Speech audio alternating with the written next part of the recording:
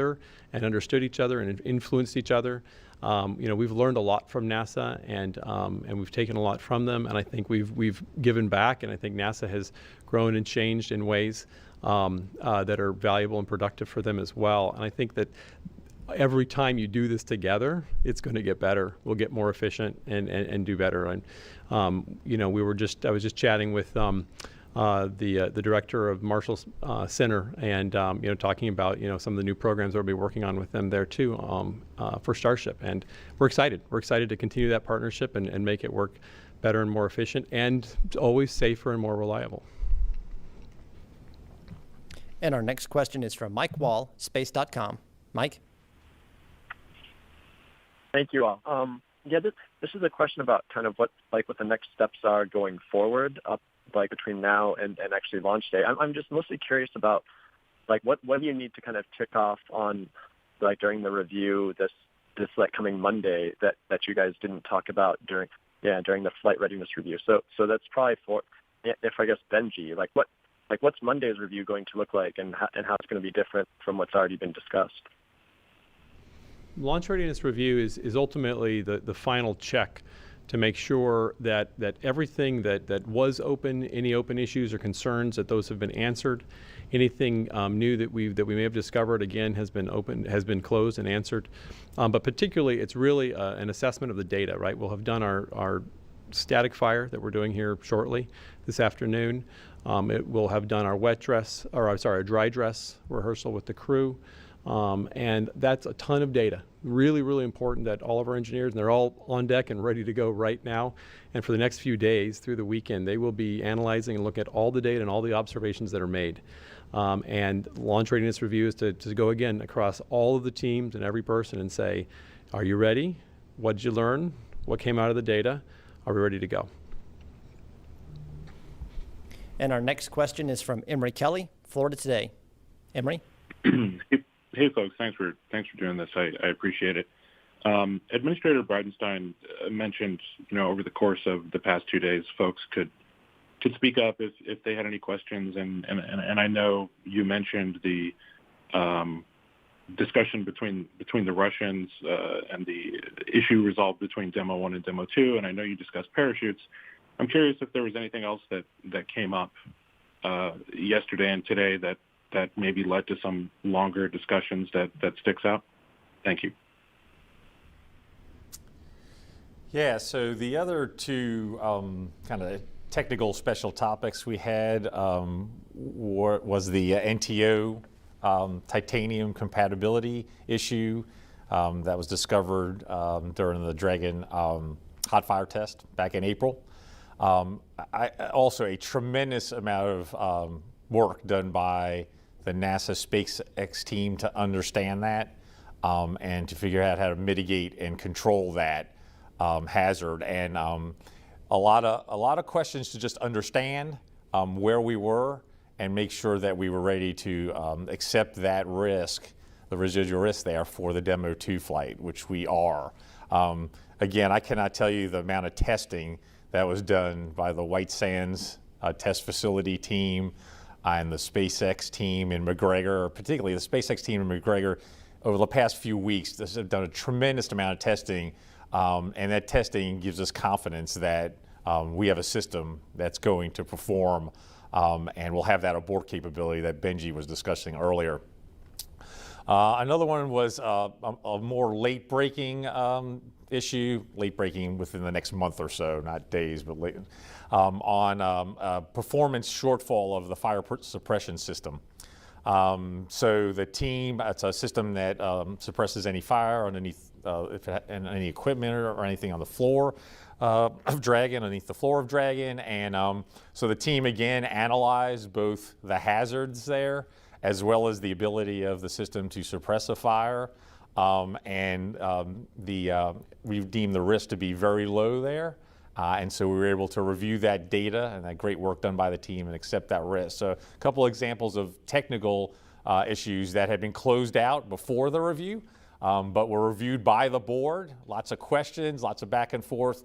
And in the end, we agreed with the program with them closing those issues, and we were ready to proceed. And our next question is from Jeff Faust at Space News. Jeff? Yeah, good afternoon. Actually, just to sort of follow up on the previous question, there's discussion that there's still some open work left to do to tie up loose ends before the launch. Can you give some examples of some of that open work that still has to be done between now and presumably the launch readiness review on Monday? Thanks. So I think, we mentioned the open work. There's final checkouts on the spacecraft that happen, like prior to final hatch closure. That's normal, standard work. We already mentioned the big event. The big event, obviously, is static fire today, making sure the launch vehicle, final checkouts on the vehicles are done. Going through and doing dry dress. Like we already talked about, dry dress and making sure that whole for delivery of the crew to the pad, working through all those pieces, making sure everything's working, days before the launch. That's all normal open work. And then doing the job of going through all the data out of the tests. We'll be working Saturday, Sunday, Monday, Tuesday up to launch day to make sure that we're still checking everything out. I talked a couple weeks ago about continuing to dot the I's and cross the T's, and that's the kind of open work we're talking about right now. And our next question, Dave?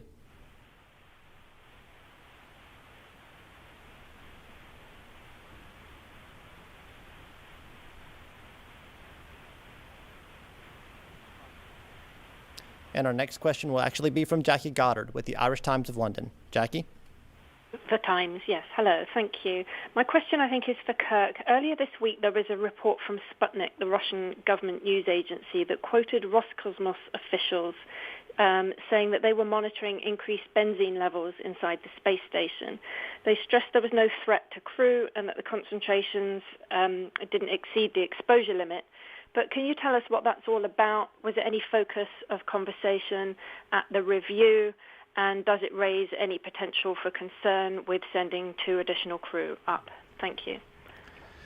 Well, what's going on in the Russian government, I'm not the right person to ask. I think Roscosmos would be the right group to ask. I can tell you that we work very closely with our Russian partners. I speak to them, if not daily, certainly weekly. We actually have some people in my organization who live in Moscow, and so we're very, very close, great partners. There has been no discussion about any immediate change in the work that they're doing. Certainly no increased risk to the crew today as a result of any of this. So I'm not concerned at all about that. I think maybe what they're referring to might be longer-term decisions that the Russian government and the Russian Space Agency could make, but that would really be a question for them. So the Russian crew, I actually spoke with Ivan and Anatoly on orbit this week, and they're very excited about having 2 more crew members come up there. The ISS is in great shape.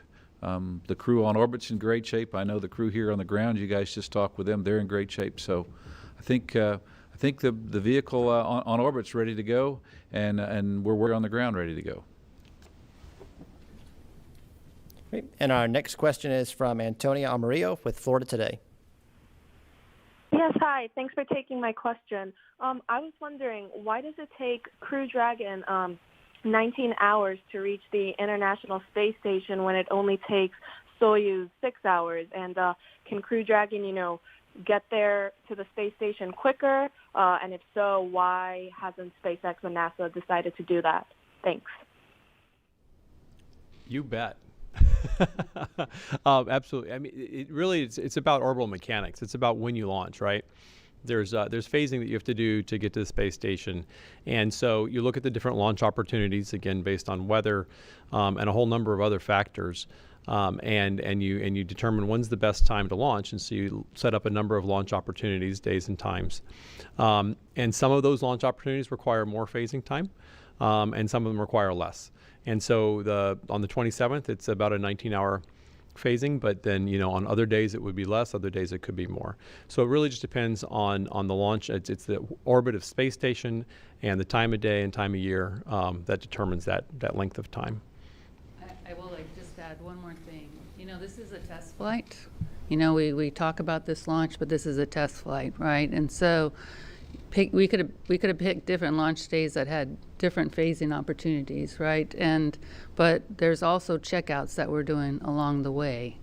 So we kind of picked a day that would also, a phasing opportunity that would give us the time to be able to do those checkouts along the way, because this is a critical test flight. Bob and Doug are going to get to test fly the vehicle and check it out and make sure that first time people are going to be in a SpaceX vehicle and get to kind of take it out for a test run there and make sure that before it's certified that the design is working. So this is a really, really important flight for us. We got 2 great test pilots in there, and they're going to be checking out the vehicle. And if I could add one more thing, the Soyuz was designed in the 70s, started flying in the 80s, and the norm has been 34 orbits, or really 2 days for the Soyuz to get to International Space Station. It's only been in the last three and a half years that they started going to, instead of 2 days, to get to 6 hours. And so I'm counting on SpaceX to accelerate the time in the next 20 years. So there's. I'll say Kathy makes a really good point. One of the cool things that and we're going to work on that, Kirk. And I hope it's a lot sooner than 20 years.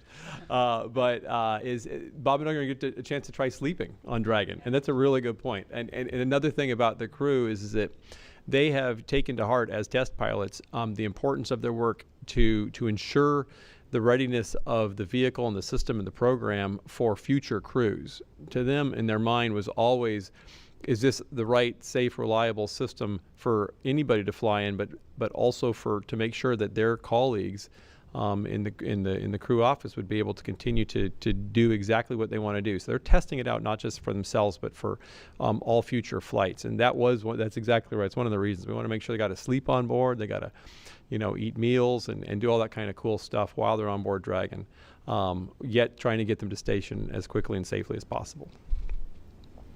And our next question is from Jackie Waddles at CNN. Jackie? Hey, folks. Thanks so much for doing this. My question is for Steve. So with Doug Lavero leaving the HEO this week, Steve, I know you took up Doug's role in this review, and I was curious if you had to do any additional preparation to assume that role, and if that last-minute change created any challenges over the past couple of days.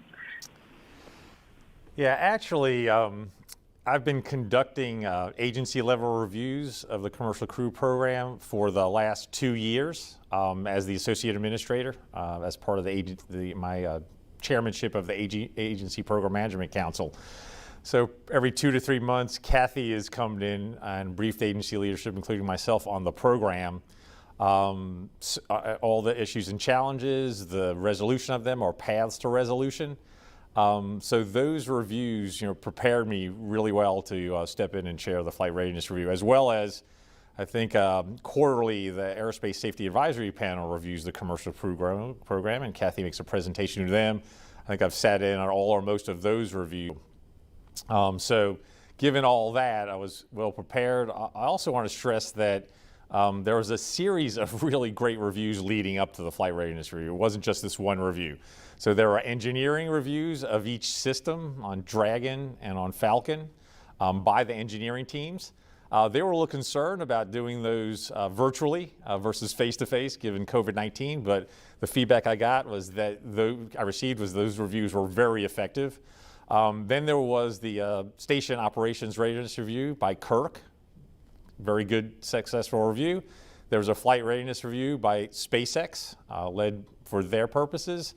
There was a Flight Test Readiness Review led by Kathy and the team, and that led up to the Flight Readiness Review. So I sat in also on some of those reviews. So I felt very, very prepared to chair the review. And so don't think there are any transitioning from. Marcia? Yes, hello. I'd like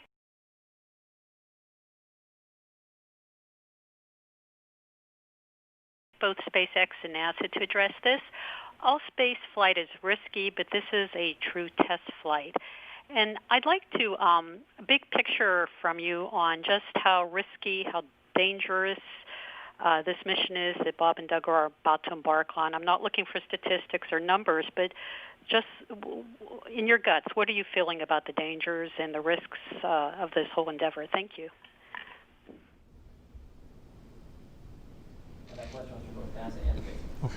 Well, there's lots of people that are NASA and SpaceX. Well, you know, Marcia, it's really hard as a program manager because my job is to buy down risk, right? And for the last, with Steve laid out, I mean, really for the last 5 years as program manager, that's what I feel like I've been doing. So right now, we are trying to identify any risks that we know of that's out there and continue to look at risks and buy them down. But we also can't fool ourselves. You know, human space flight is really, really tough. You know, it's why we continue to look for risks and do additional assessments, and we never feel comfortable because that's when you're not searching, right? So I think, you know, we talked today about staying hungry, and so we're going to stay hungry, and we're going to stay hungry till Bob and Doug come home.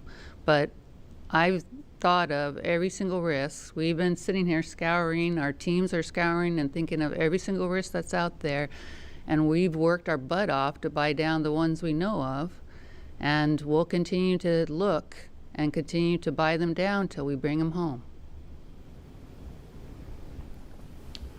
Kathy said it very, very well. And, you know, it is tough. Space flight is hard. But because of that, we search ourselves and search our souls. We encourage each other, you know, in our partnership with NASA and SpaceX, but certainly within our company. We encourage everybody to look over each other's shoulders. We say, you know, challenge each other all the time. Don't take offense when people challenge your work. We encourage it. We are in the kind of the period right now, the final preparations for flight, but also where the majority of, you know, the engineers and people in the factory and everybody who've been working on this all of these years, they're now kind of into a period where they're doing their triple checks and quadruple checks. They're looking under every stone and turning over every rock just to make sure that we're really ready to go. And we have a standing policy in the company that anybody can raise an issue. Anybody can raise a risk. We have systems in place that actually allow anybody in the company to open a risk, what we call risk tickets, to open up an issue, to say, okay, I'm worried about something. And they have a direct line to, you know, senior leadership to say, hey, I'm worried about this up to the moment of launch. Bottom line is it's tough, but we won't launch until we're ready. And we will listen to the data and we'll listen to the people. And our final question will be from Joey Roulette at Reuters. Joey? Hey, thanks so much for doing this. This is for Kirk Shireman or anyone else. Kirk, you mentioned the role international partners played. I was wondering if you could give some examples of the response and any concerns raised by those international partners, specifically Roscosmos, in regard to this review. And then for Benji Reed, will any data from this mission inform Starship design or Starship missions in the future? And would Starship ever do any test flights like this one to the space station? Thanks. From an international partner standpoint, it's really interesting. One is we're a partnership, and we expect all our partners, astronauts and cosmonauts, to fly on these vehicles, on the SpaceX vehicle. So they have a very vested interest. In this particular test flight, there are no international partners. But the very next flight, there will be.